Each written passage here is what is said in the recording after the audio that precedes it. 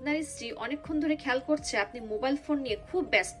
উনি জানে যে আপনি কোনো নারীর সাথে কথা বলছেন না, কোনো খারাপ কোনো কিছু নিয়ে ব্যস্ত নন।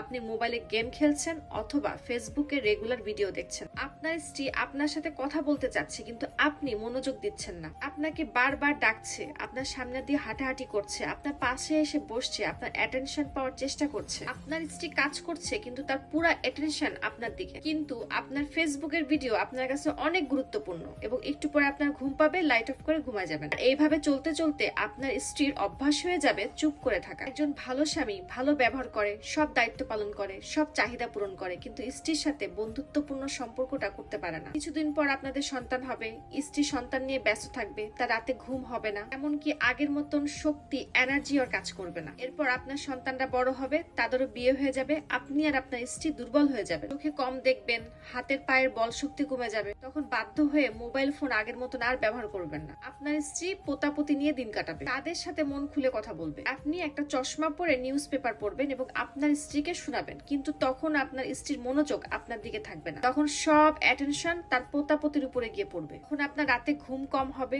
আপনার স্ত্রীর সাথে কথা বলতে চাইবেন, বলবেন বেগম ঘুমিয়ে গেছো, আমার তো ঘুম আসতেছে না, আসো কথা বলি। তখন আপনার স্ত্রী কথা বলতে পারবে না, কারণ কথা বলা সে ভুলেই গেছে। এই জন্য সব দায়িত্বের পাশাপাশি আপনার নিজের জন্য হলেও সবার আগে আপনার স্ত্রীর সাথে সম্পর্কটা ভালো রাখুন। আপনার স্ত্রীর সাথে বন্ধুত্বপূর্ণ সম্পর্কটা তৈরি করুন।